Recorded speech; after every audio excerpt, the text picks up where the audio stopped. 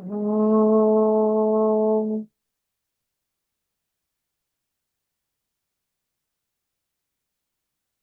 ॐ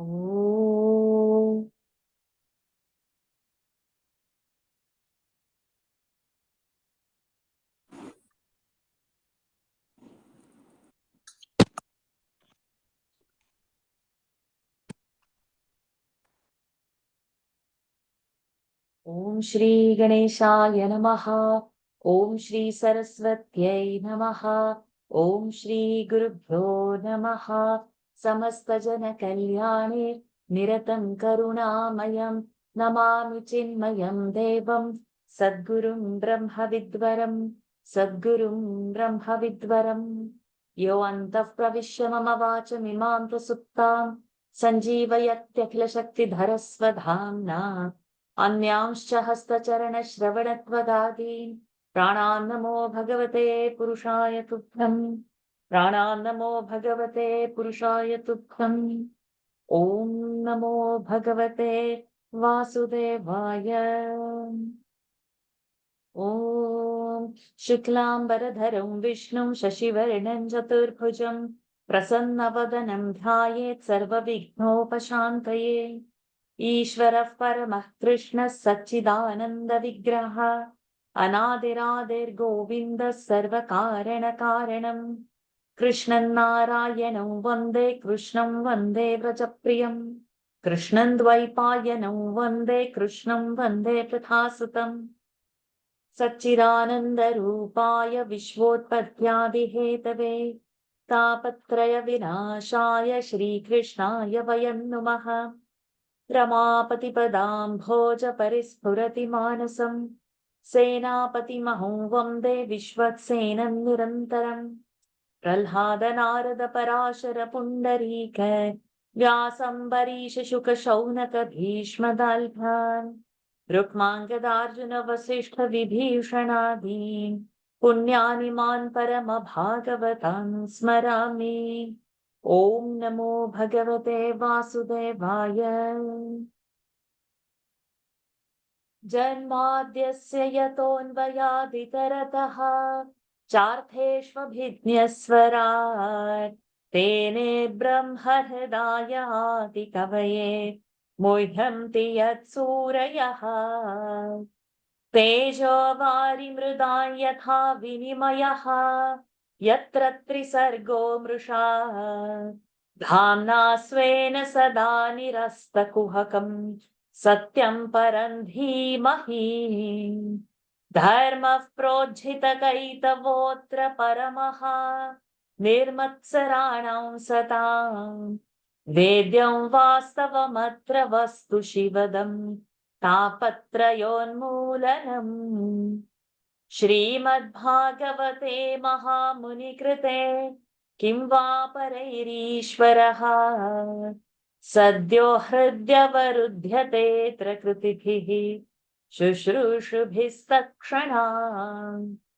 निगमकल्पतरोर्गलितं फलं शुकमुखादमृतद्रवसंयुतं पिबत भागवतं रसमालयम् मुहुरहो रसिका भुवि भावुकाः। यं प्रव्रजन्तमनुपेतमपेतकृत्यं द्वैपायनो विरह कातर आजुहाव। पुत्रेति तन्मयतया तरवोऽभिनेदुः तं सर्वभूतहृदयं मुनिमानतोऽस्मि। यस्वानुभावमखिलश्रुतिसारमेकम् अध्यात्मदीपमतितितीर्षतान्तमोऽन्धम् संसारिणां करुणयाः पुराणगुह्यम् तं व्याससूनुमुपयामि गुरुं मुनीनाम्। नारायणं नमस्कृत्य नरं चैव नरोत्तमं देवीं सरस्वतीं व्यासं ततो जयमुदीरयेत्। कृष्णाय वासुदेवाय देवकीनन्दनाय च नन्दगोपकुमाराय गोविन्दाय नमो नमः। नमः पङ्कजनाभाय नमः पङ्कजमालिने नमः पङ्कजनेत्राय नमस्ते पङ्कजाङ्घ्रये यस्य भगवताख्या सर्वेषां भक्तिदानृणां स एव करुणा सिन्धुः बोधितात्मा गुरुर्मम तस्मै श्रीवासुदेवाय धरणीसुररूपिणे गुरुवायुपुरेशाय तुभ्यं श्रीगुरवे नमः शङ्खचक्रगदा पद्मधारिणे गुरुरूपिणे गुरुवायुपुरेशाय वासुदेवाय ते नमः संसारसागरे मग्नं दीनं मां करुणानिधे कर्मग्राहगृहीताङ्गं मामुद्धर भवार्णवात् श्रीमद्भागवताख्योऽयं प्रत्यक्षः कृष्ण एव हि स्वीकृतोऽसि मया नाथ मुक्त्यर्थं भवसागरे मनोरथो मदीयोऽयं सफलः सर्वथा त्वया निर्विघ्नेनैव कर्तव्यः दासोऽहं तव केशव शुकरूपप्रबोधज्ञ सर्वशास्त्रविशारद एतत् कथा प्रकाशेन मदज्ञानं विनाशय पीताम्बरं करविराजितचक्रशङ्खं कौमोदकी सरसिजं करुणासमुद्रम् राधासहायमतिसुन्दरमन्दहासं वातालयेशमनिशं हृदि भावयामि वातालयेशमनिशं हृदि भावयामि प्रगायतस्ववीर्याणि तीर्थपादः प्रियश्रवाः आहूतैव मे शीघ्रं दर्शनं याति चेतसि. Pranams to the Lord. Pranams to all the Mahatmas in tonight's Srimad Bhagavad Mahapuran session. We are in the 6th chapter, almost to finish now, and then we'll soon get into 7th chapter. We are hearing Naradji's last birth story and how he got enlightened, and even after that also, he continues to chant and how he got the blessing of entering all the 3 lokas and even beyond. So from there, we'll continue from mantra number 35, 6th chapter. Those who want to volunteer, please raise your hands.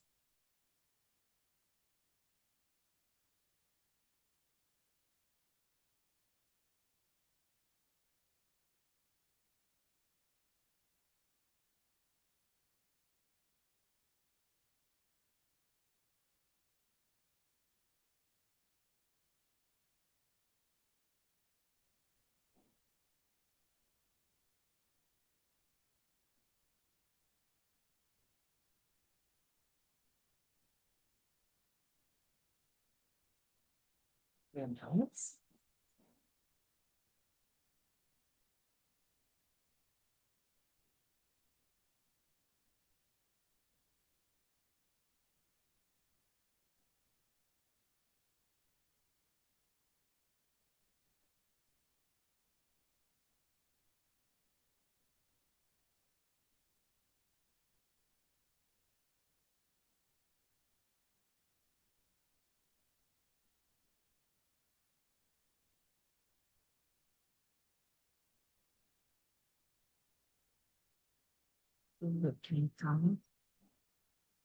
Cannot hear you very clearly. I'm not audible. It suddenly went blank. Am I okay now? Yes. Okay. Thank you.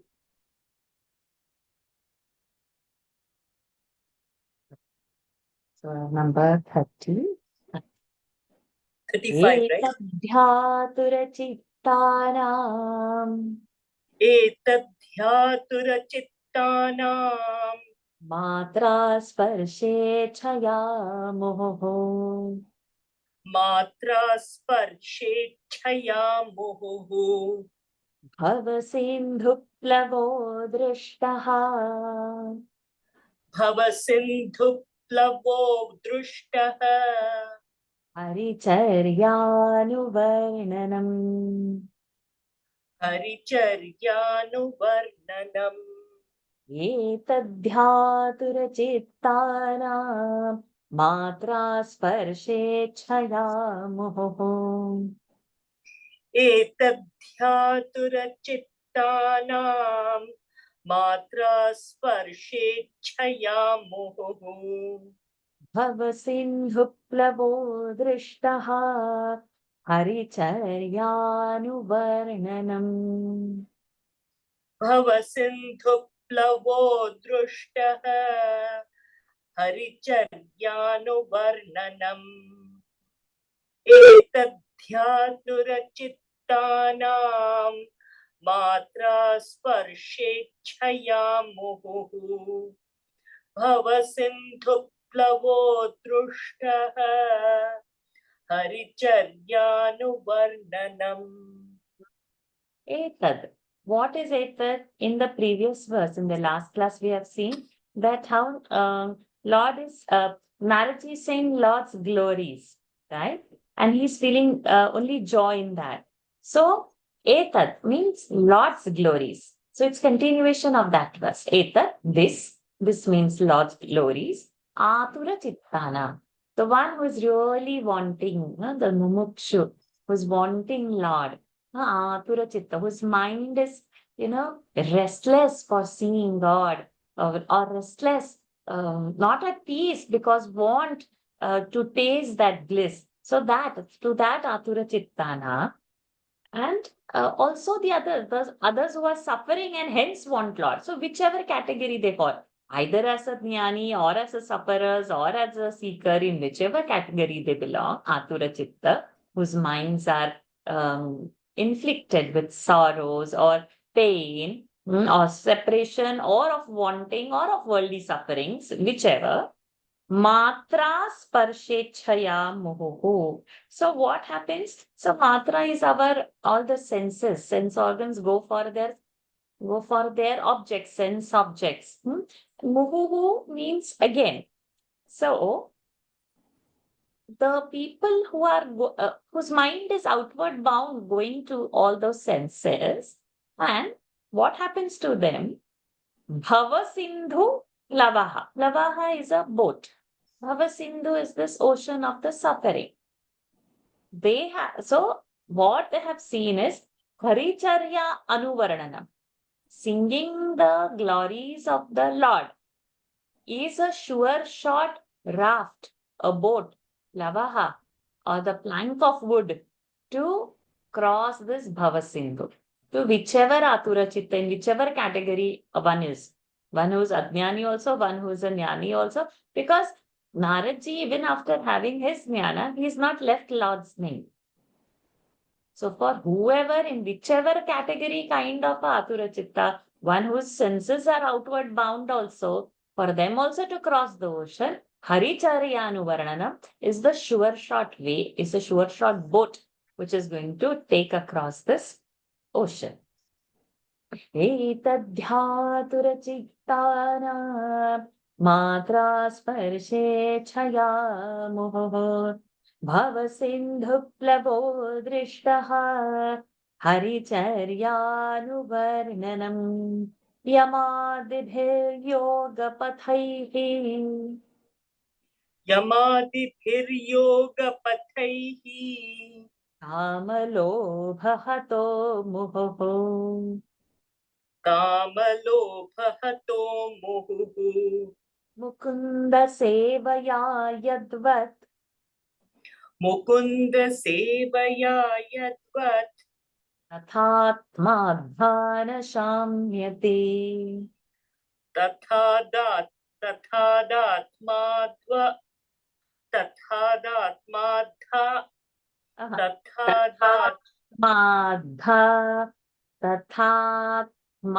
तथात्माद्धा तथात्माद्धा न शाम्यति यमाधिभिर्योगपथैः कामलोभहतो मुहुः यमादिभिर्योगपथैः कामलोभहतो मुहुः कुन्दसेवया यद्वत् तथात्माधानशाम्यते मुकुन्द सेवया यद्वत् तथात्मात्थान शाम्यति यमादिभिर्योगपथैः कामलोभहतो मुहुः मुकुन्द सेवया यद्वत् तथात्मात्थान शाम्यति. So yamadibihi yogapataihi, third case, pataihi, ways. By the ways of yoga, like yama, niyama, all that, what will be kama, lobha, hataha, moho? One can probably have control and sanyam of the indriyas by practicing yoga path. But atma dhana shamyati, that satisfaction of the soul, that heart, that probably that contentment may not be achieved. That will come by Mukunda Sevaya only. So by thinking of the Lord only, the contentment can be reached. All other things probably with you. The physical attributes, okay, you are going to gym, you are going for fitness, you are going for everything can be there, but that's not guaranteeing the contentment. For that satisfaction, the soul fulfilling thing will come from Lord's memories, remembrance, and puja archa only of Lord, seva of the Lord. Yamadibhiryogapathaihi kamalobhahato muhuhu mukunda sevaya yadvat tathatmadhana shamyati sarvam tadidamakhyatam सर्वं तदिदमाख्यातं यत्पृष्टोऽहं त्वया नघ यत्पृष्टोऽहं यत्पृष्टोऽहं त्वया नघ जन्म कर्म रहस्यं मे जन्म कर्म रहस्यं मे भवतश्चात्मतोषणम् भवतश्चात्मतोषणम् सर्वं तदिदमाख्यातं यत्पृष्टोऽहं त्वया नघ सर्वं तदिदमाख्यातं यत्पृष्टोऽहं त्वया नघ जन्म कर्म रहस्यं मे भवतश्चात्मतोषणम् जन्म कर्म रहस्यं मे भवतश्चात्मतोषणम् भवतश्च, not भवतस्, भवतश्च. भवतश्च सर्वं तदिदमाख्यातं यत्पृष्टोऽहं त्वया नघ जन्म कर्म रहस्यं मे भवतश्चात्मतोषणम्. So now Naraji says, Sarvamidam, all this what I have told, Akhyatam I have told, Yat Prushta, whatever you have asked, So I have answered, and I have answered you, Tvaya, to you, all Prushto Tvaya, asked by you, Anagha, O sinless one, I have answered all your questions, whatever you have said, all the stories I have said about what? Janma Karma Rahasyam Me, my secret of my birth, my whatever actions I have done, whatever spiritual practices I have done, whatever. So I have just answered all things. Bhavataha cha atmatoshanam. To satisfy up to you. I think I have answered all your questions. We remember all those questions, right? He asked then what happened, how it happened, what were you? So then Naradji was telling all his story about his past life and all. So now he says, okay, now it must have been satisfying and since I've answered all your questions. Sarvam tadidamakhyatam yatprushtoham tvaya nagha janma karma rahasyam me bhavataschatmatoshanam. Let that sing.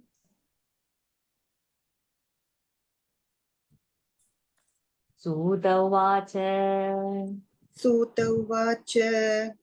एवं सम्भाष्य भगवान् Evam sambhashya Bhagavan नारदो वासवीसुतम् Narado Vasavi Sutam आमन्त्र्य वीणां व्रणयन् Amantriya Veena Ranayan ययौ यादृच्छिको मुनिः Yayau Yadrichiko Munihi. सूत उवाच एवं सम्भाष्य भगवान् नारदो वासवीसुतम् Suta uvacha evam sambhashya Bhagavan Narado Vasavi Sutam आमन्त्र्य वीणां व्रणयन् ययौ यादृच्छिको मुनिः आमन्त्र्य वीणां रणयन् ययौ यादृच्छिको मुनिः सूत उवाच एवं सम्भाष्य भगवान् नारदो वासवीसुतम् आमन्त्र्य वीणां रणयन् ययौ यादृच्छिको मुनिः. So when Naradji says like this, then Suta is now telling, so evam, in this way, Sambhashya, having spoke, Bhagavan Naradaha. So Bhagavan, so this is that first vibhakti, means Sambhashya is done by Naradaha. To whom? That is Dvitiya vibhakti, huh? Vasavi Sutam. So Vasavi Sutam is our Vyasji, son of whom? Vasavi, Satyavati. So having spoken to Vyasji, what did Naradji do? Amantrya Veena, taking his Veena, Ranayan, he played that Veena, Yayo, went. Where?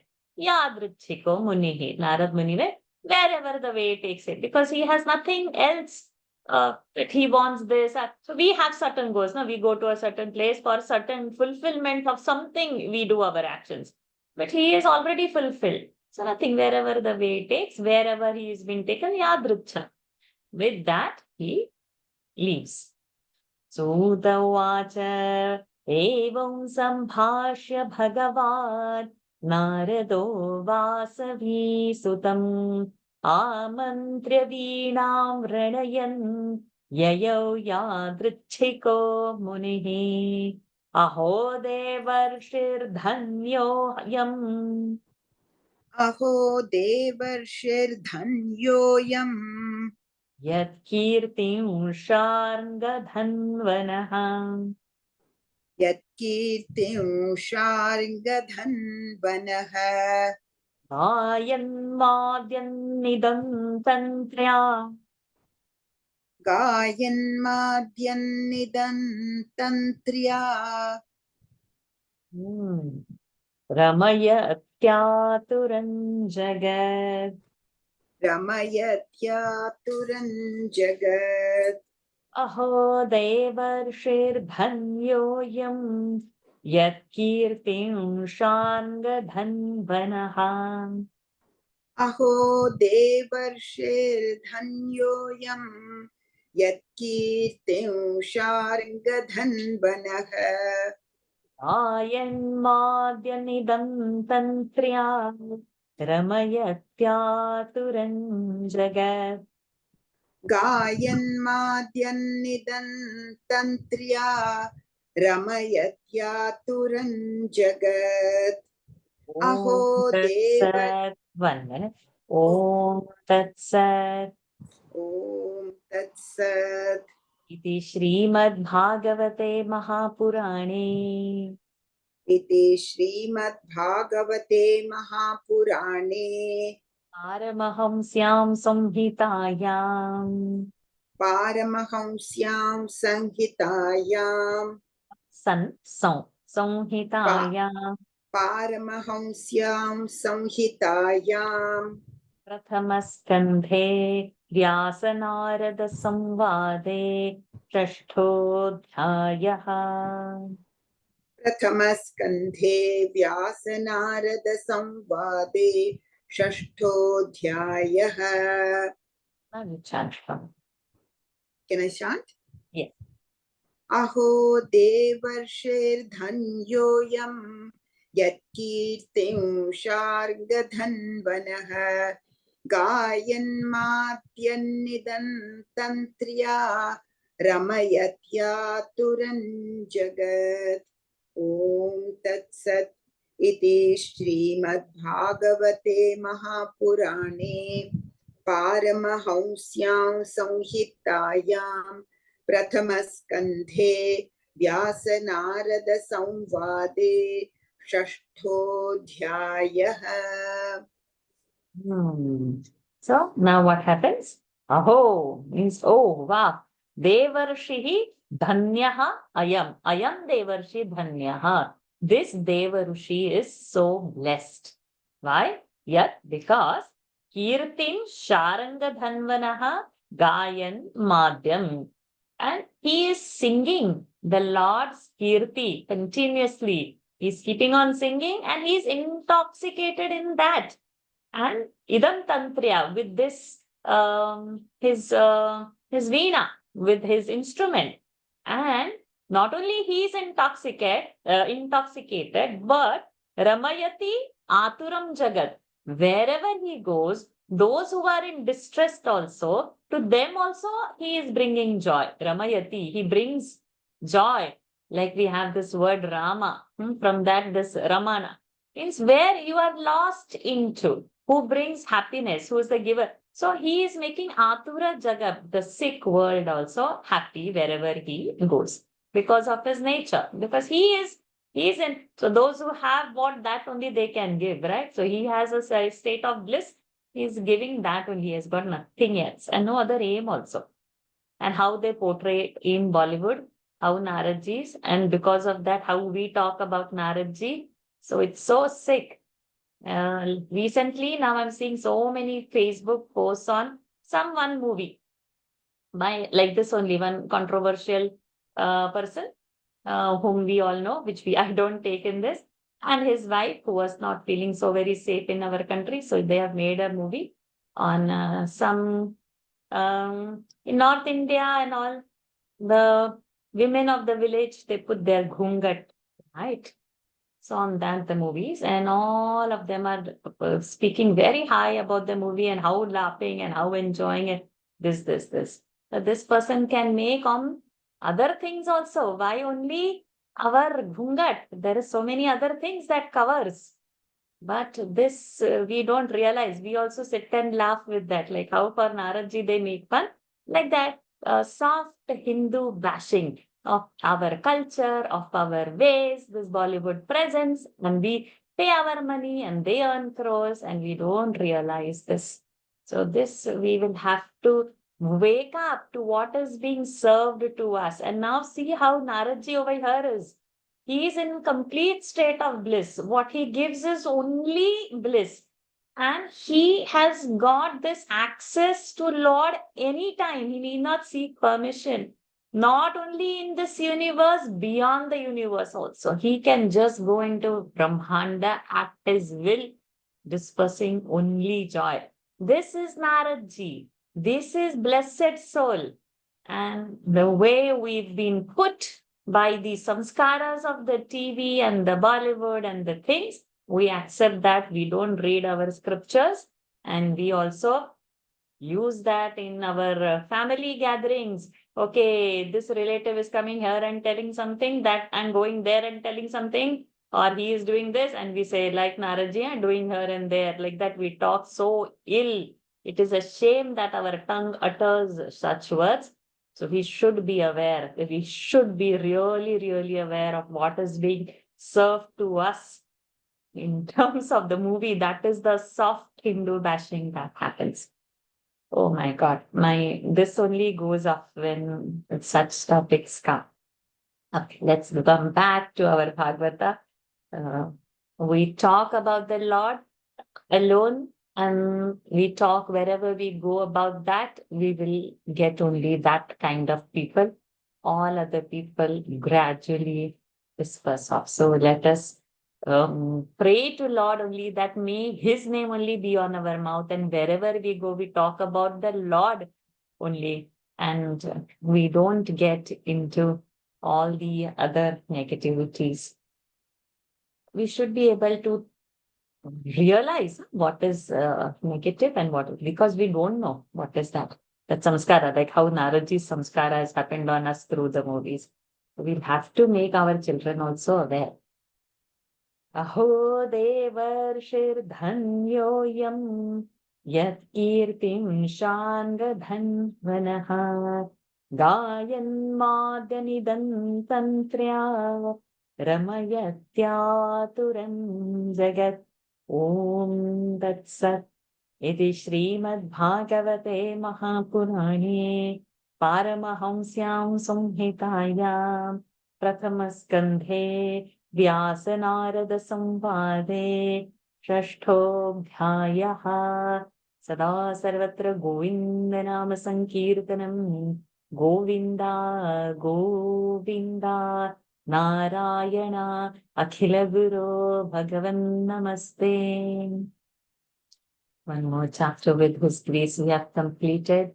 May His grace be on us in spite of being irregular with the classes that are happening, because next week again one break is coming. June entire month there is a break. May He still give us the strength to hold this text again repeatedly in our hands. May He come to us and get it out from us in whichever installments that we are doing. We really need that place. Okay, so now without wasting the time, we are getting into the next chapter, the 7th chapter. Another beautiful chapter. For those who are in Singapore, you've been hearing Dushyant Sridharji, and he's spoken so much on Mahabharat, Bhagavad, Ramayana. It's like the overdose of all the scriptures coming packed in 2 hours, and we have to, like a cow, bring it out and slowly chew it, because so much he has said, and some of that is going to come now in this chapter. Whatever he has mentioned, this chapter will have some glimpses of it. So Radha Krishnanji, we have you.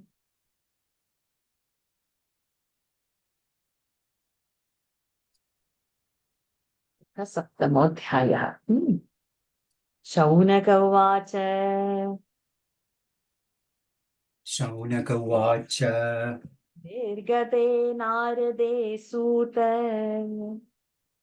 निर्गते नारदे सूत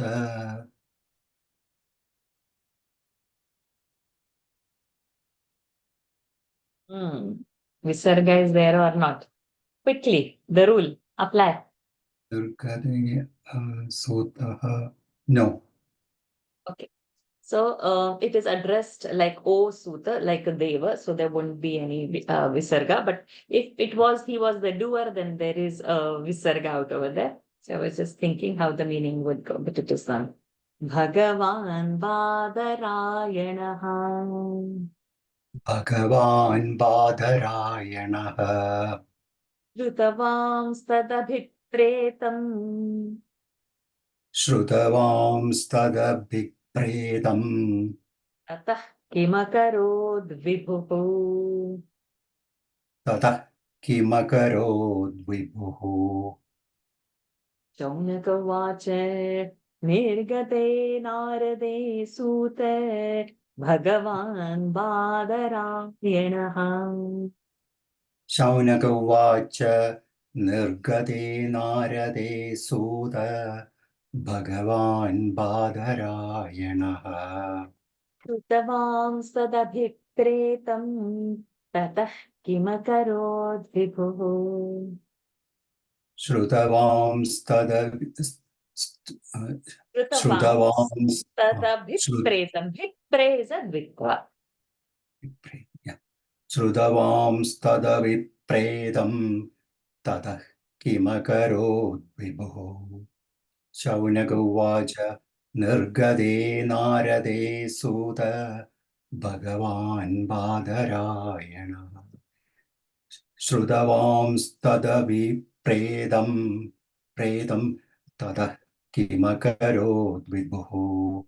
So now Shanak says, "O Suta, what happens later? Narada, Nirgate Narade." So this is like a Saptami. And when this situation comes, Nirgate Narade, the verb and this is attached, then it is called as Sati Saptami. It means when this happened, then what happened. So over here in this case, Nirgate Narade. When Narad left, then what happened is the question. So when Narad left. So like this Sata Saptami. So normally we will say Saptami is location on the table, or we have to say a location of something. So in this Sati Sata Saptami is when, like that. That time a Saptami is used.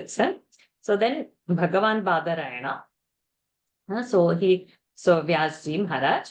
So after hearing all Shrutavan Tadabhipretam, whatever he wanted, he heard everything, whatever he wanted, all his questions answered. Tataha, thereafter, Kim Akarod Vibhuhu. What did Vyasji do after that? Shaunaka Uvacha Nirgate Narade Sute Bhagavan Badarayanaha Shrutavanstadabhipretam Tatah Kimakarod Vibhuhu. Suta Uvacha Sūta uvaca Brahmanadyam Saraswatyam Brahmanadyam saraswatyam Ashramah Paschime Tate Ashramah paschime tade. Samya Prasaiti Proktaha. Visarga. Next one is Swara. Yeah. Shamya prapsa iti proktaha. Prapsa, no, not Prapsa, only Prasa. Shamya Prasa iti Prokta, iti is a Dvitva and Proktaha Visarga. Shamya prasa iti proktaha. Itif, no. There is no Visarga after iti. It is Dvitva. Iti Prokta. Oh, I see. No visarga. No Visarga after iti. Visarga after Yeah. Prokta. Yeah. Got it. Yeah. Iti is a avyaya. It will never have a Visarga or any Yeah. other thing. All right. Hmm. Shamya prasa iti proktaha. ऋषीणां सत्रवर्धनः Rishinam satravardanah. सूत उवाच ब्रह्मनद्यां सरस्वत्याम् आश्रमः पश्चिमे तटे Sūta uvaca Brahmanadyam saraswatyam Ashramah paschime tade. शम्या प्रास इति प्रोक्तः ऋषीणां सत्रवर्धनः Shamya prasa iti proktaha Rishinam satravardanah. Sūta uvaca Brahmanadyam saraswatyam Ashramah paschime tade. Shamya prasa iti proktaha Rishinam satravardanah. So, Sut says, Brahmanadyam, where the predominance of Brahma is on the Paschima Tata. Paschima west side, Tata is the bank of Saraswatyam, of river Saraswati. There is this ashram by name Shamya Prasa, name ashram. Iti Proktaha, by this name of Shamya Prasa. And there, Rishinam, of Rishis, Satravardhanaha. So it is a place where Satravardhana, which empowers or enables Rishi to do more Yajna Karyas. Satra Yajna Karyas. Vardhanaha. Suta Uvacha Brahmanadyam Saraswatyam Ashramah Paschime Tate Shamya Prasaiti Proktaha Rishinam Satravardhanaha.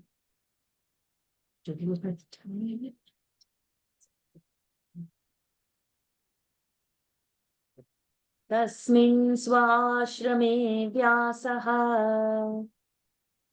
तस्मिन् स्वाश्रमे व्यासः बदरीषण्डमण्डिते बदरीषण्डमण्डिके मण्डिते बदरीषण्डमण्डिते आसीनोपस्पृश्य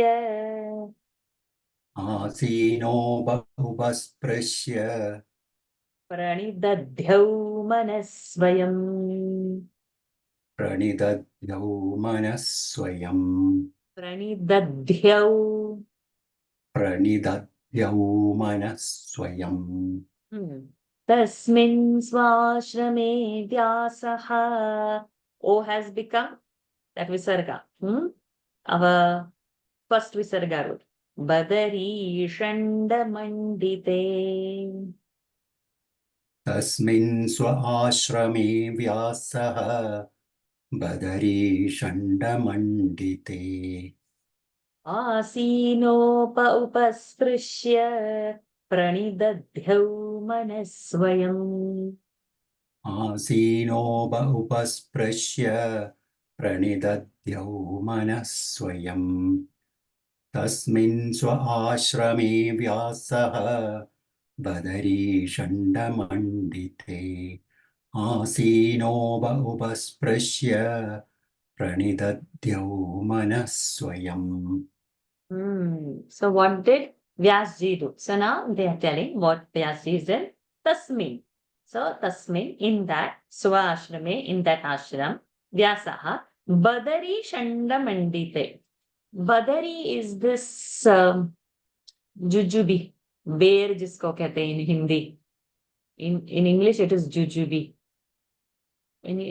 Anybody has doubts? What is Jujubi or not? I hope everybody knows. Bear ke phal. That brown color thing. You will get like a big green thing, but if you keep it outside, when it ripes, it will turn brown, which has got date-like seed into it. Okay. So he was in that surrounded by badari trees. So this ashram had badari trees. And then asinaha, he sat. Apaha upasprushya. Apaha water. Having done doing the achamana, touching the water. Pranidadhyau.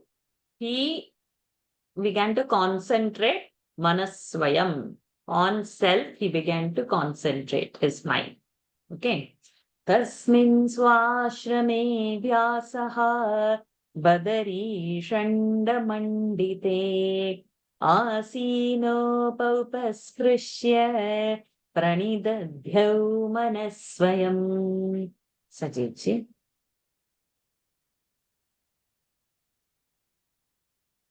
भक्तियोगेन मनसि भक्तियोगेन मनसि सम्यक् प्रणिहिते मले सम्यक् प्रणिहिते मले अपश्यत् पुरुषं पूर्वम् अपश्यत् पुरुषं पूर्वं मायाञ्च तदपाश्रयाम् मायाञ्च तदपाश्रयाम् भक्तियोगेन मनसि सम्यक् प्रणिहिते मले भक्तियोगेन मनसि सम्यक् प्रणिहिते मले अपश्यत् पुरुषं पूर्वं मायाञ्च तदपाश्रयाम् अपश्यत् पुरुषं पूर्वं मायाञ्च तदपाश्रयाम् भक्तियोगेन मनसि सम्यक् प्रणिहिते मले अपश्यत् पुरुषं पूर्वं मायाञ्च तदपाश्रयाम्. So when he has taken the achaman and he's sitting in the state of meditation, so by bhakti yogena, third case, by his devotion, manasi samyak pranihite amale, amala, very pure mind, pranihite, having concentrated so very samyak manasi, samyak, very perfectly has concentrated. That time apashyat, he saw purusham, and Purvam Mayancha, also Maya, Tadapashrayam. Maya, so Bhagwan's internal, external Swarupa. Bhagwan's external Swarupa, this is Maya. So Maya, who is existing because of the higher consciousness, he saw both the Swarupas, means he realized himself. Bhakti yogena manasi samyak pranihite male apashyat purusham purvam mayan jatadapashrayam yaya sammohito jivaha visarga. Sajid ji is not there? I think he got disconnected. Nikhila ji, can you join? Yes, Ashish. Yaya sammohito jivaha Yaya sammohito jivaha atmanan triguణాత్మకం atmanam triguణాత్మకం paropi manute nartham paropi manute nartham tatkrutam chabhipadyate. tatkrutam chabhipadyate. Yaya sammohito jivaha atmanan triguణాత్మకం Yaya sammohito jivaha atmanam triguణాత్మకం paropi manute nartham tatkrutam chabhipadyate. Paropi manute nartham tatkrutam chabhipadyate. Yaya sammohito jivaha atmanam triguణాత్మకం paropi manute nartham tatkrutam chabhipadyate. This Maya, when he's seeing, what he's thinking is, Yaya, by which? So, Yaya, by which? Sammohitaha, deluded. Jivaha.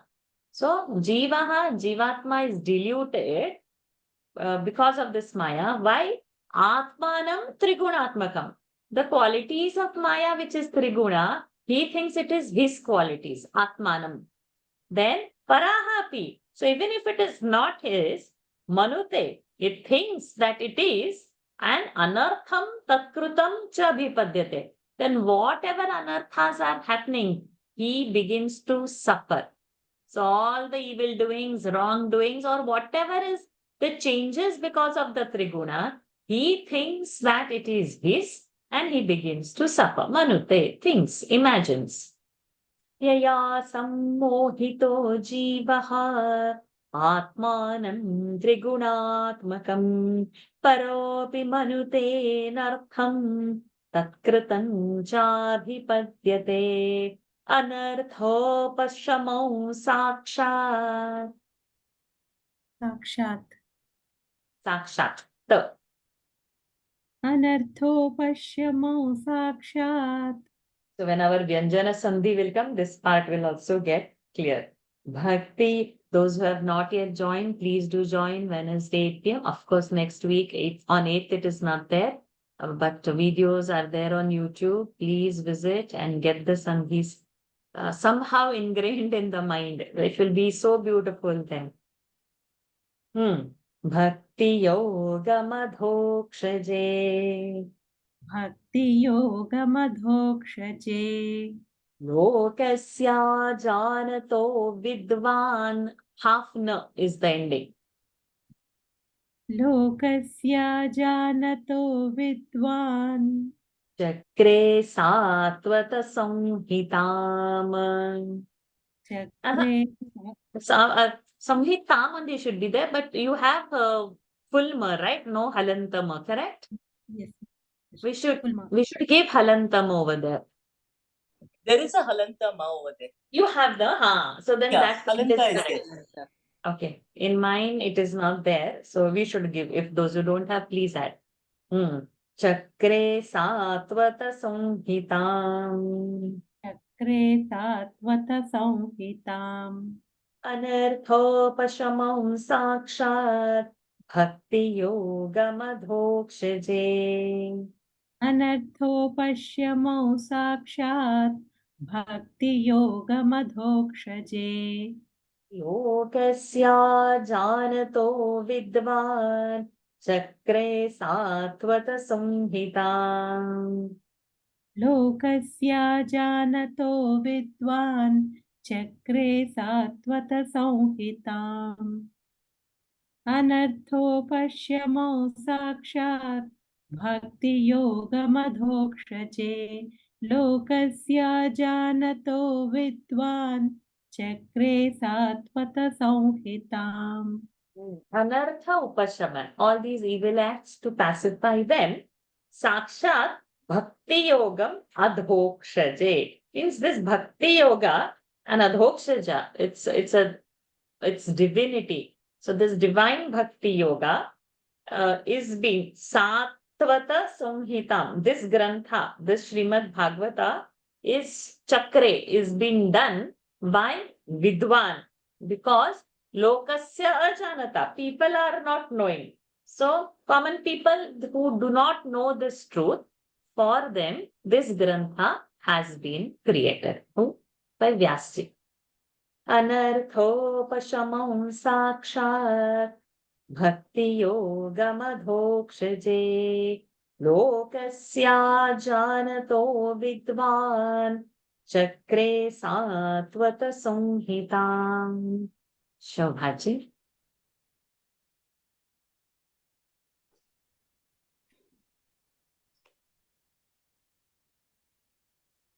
Yasyam vai shruyamanaayam यस्यां वै श्रूयमाणायां Krishne paramapurushe कृष्णे परमपूरुषे bhaktirutpadyate pumsaha भक्तिरुत्पद्यते पुंसः shokamohabhayapaham शोकमोहभयापहा yasyam vai shruyamanaayam Krishne paramapurushe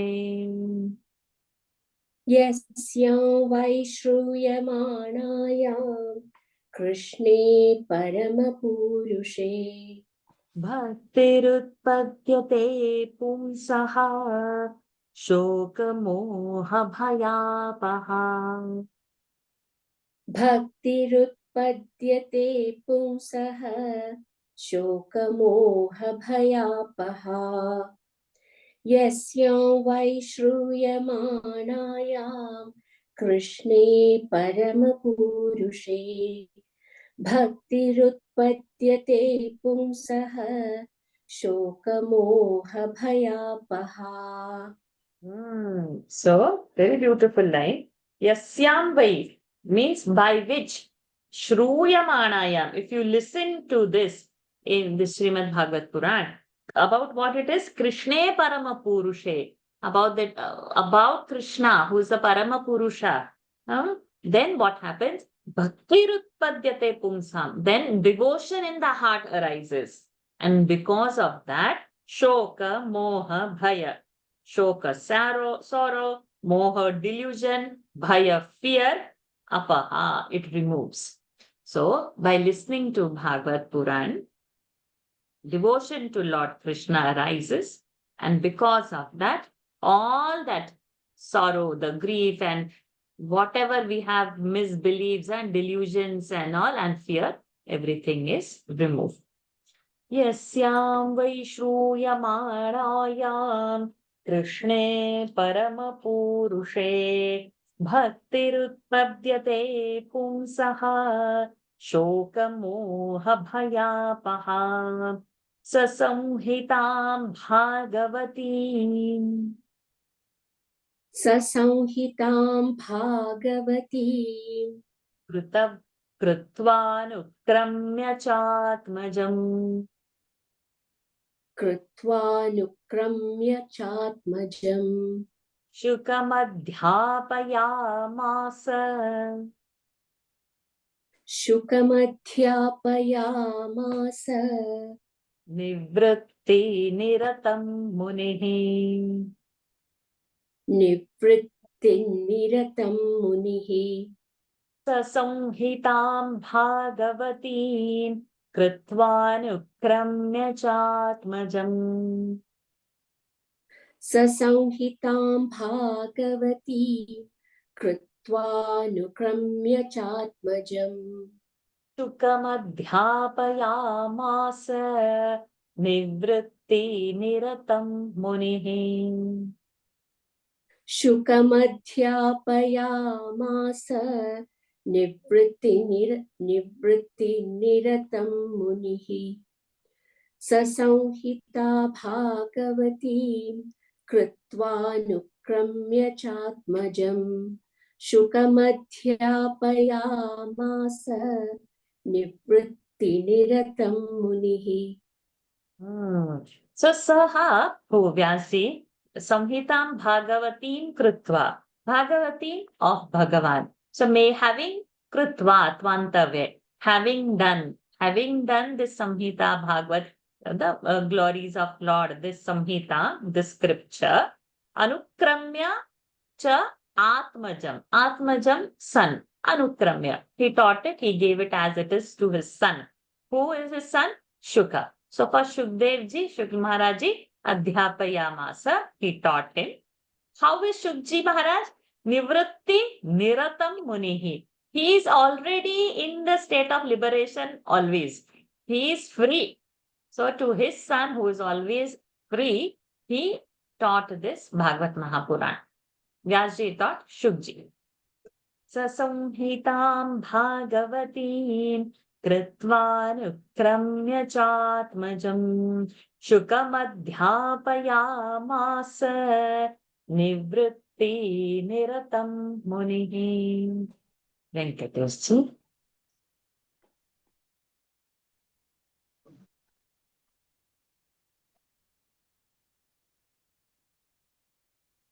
Shaunaka उवाच शौनक उवाच स वै निवृत्तिनिरतः स वै निवृत्तिनिरतः सर्वत्रोपेक्षको मुनिः सर्वत्रोपेक्षको मुनिः कस्य वा बृहतीमेताम्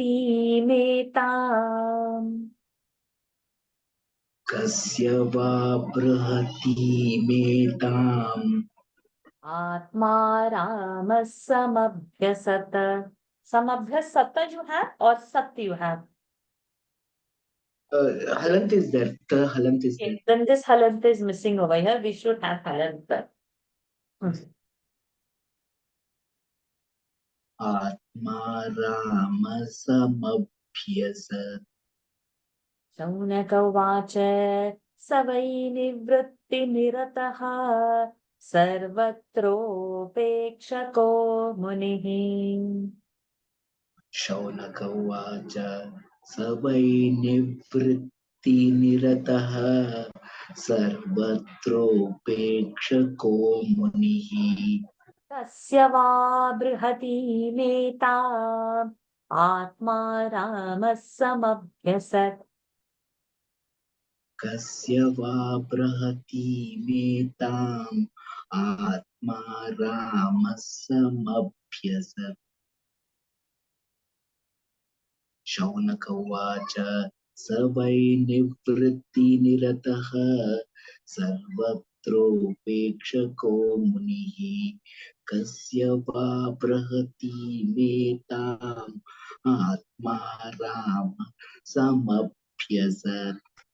So Shaunakji asks then, Shaunakji says, Saha, who? This Shukdev Maharaj. Nivritti Nirataha. He is always in the liberated and free state. Sarvatraha Upekshaha Munihi. This Muni, he is indifferent to anything, Sarva. He is not liking this or hating this or nothing. He is just indifferent to anything, whatever is there. Then, Kasya va, for what? Bruhati metam. This big thing he has studied. Atmarama samabhyasat. Who is practicing self-bliss, self-knowledge, who is reveling in that already, then what was the reason? Bruhati Metam, this big Bruhati, 18,000 verses he has learnt. For what? One who is already liberated. What was the purpose? Shaunak Maharajji's question to Sujji Maharaj. Shaunak vacha savai nivritti nirataha sarvatropekshako munihi kasya va brihati meta atma ramasamabhyasat. Suta vacha atma ramascha munayaha. Suta uvacha Atma Ramascha Munayah Nirgrantha apyurukrame. Nirgrantha Apyurukrame Kurvantya haitukim bhaktim. Kurvantya Haitukim Bhaktim Itham bhuta guno harihi. Itham Bhuta Guno Harihi Suta vacha atma ramascha munayaha nirgrantha apyurukrame. Suta uvacha Atma Ramascha Munayah Nirgrantha Apyurukrame Kurvantya haitukim bhaktim itham bhuta guno harihi. Kurvantya Haitukim Bhaktim Itham Bhuta Gano Harihi Suta uvacha Atma Ramascha Munayah Nirgrantha Apyurukrame Kurvantya Haitukim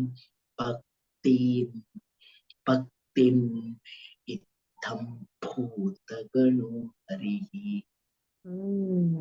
So, such beautiful answer he gave. Suji says, Atma Ramascha Munaya. He is in his self bliss. And they don't need any granthas. And they don't have also any granthis. They don't need any scriptures also. They don't have any kind of knots, means avidya kama karma. They don't have any of that. But kurvanti, ahaitukim, without any purpose, without any. We all are, atur for Bhagwan. Bhagwanji, please give me this. Or out of fear, if I don't pray, I'll get a punishment. Or something I don't have, health or whatever, prosperity, or for probably our children, something they have to get admission in somewhere, or a job somewhere, or married somewhere. Or if they have all this thing, then their children should be good. Something or the other, we have Bhagwanji's remembrance only to ask. But over here, they say, ahaitukim, without anything.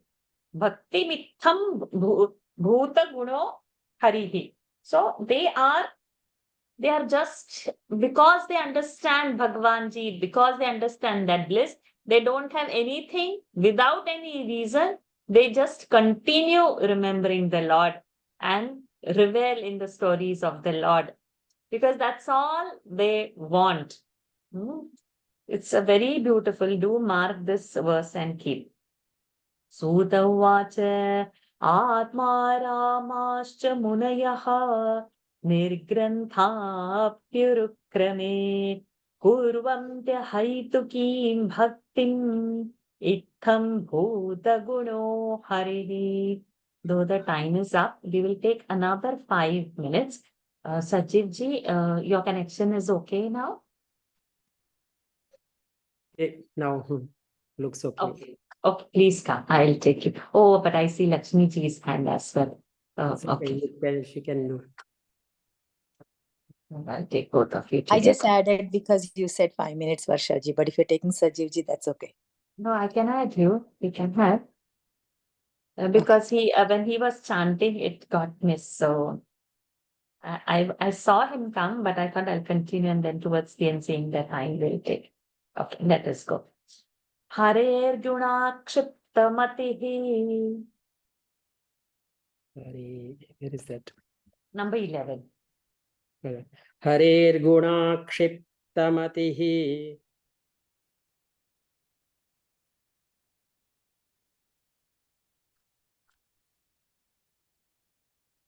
Lakshmiji. I'm sorry. Harergunakshiptamatihi Bhagavan Badarayanihi. Bhagavan Badarayanihi Adhyagan. Sorry. Bhagavan Badarayanihi Adhyagan Mahadakhanam. Adhyagan Mahadakhyanam Adhyagan Mahadakhyanam Nityam Vishnu Jana Priyaha. Nityam Vishnujanapриyaha Nityam Vishnu Jana Priyaha Harer Gunakshiptamatihi. Bhagavan Badarayanihi. Harirgunakshiptamatihi Bhagavan Badarayanihi Harergunakshiptamatihi Bhagavan Badarayanihi Adhyagan Mahadakhyanam. Nityam Vishnu Jana Priyaha.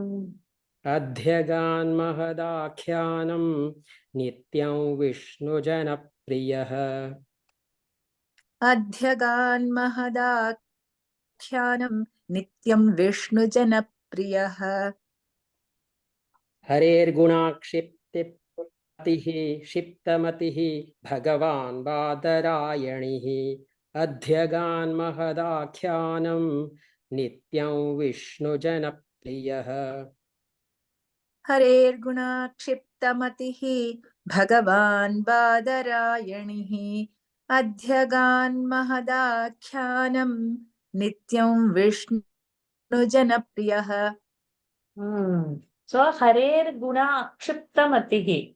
Akshipta means his mind was inflicted. Mati, intelligence was inflicted by Hari's Guna. Means he was so much involved in Hari.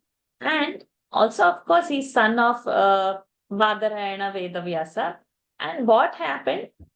He's also favorite of Vishnu. He's Lord's favorite. Means whoever worships Lord, they become Lord's favorite, right? We have seen that in Bhakti Yoga in 12th chapter Gita. So all the more to revel in the Lord, he studied the scripture because this was having all Lord's glories and all the stories of the Lord. Hare Gunakshiptamatihi Bhagavan Badarayanihi Adhyagan Mahadakhyanam Nityam Vishnu Jana Priyaha Parikshitoth Rajarshehe Parikshitoth Rajarshe Dirgha Parikshito Parikshitoth Rajarshehe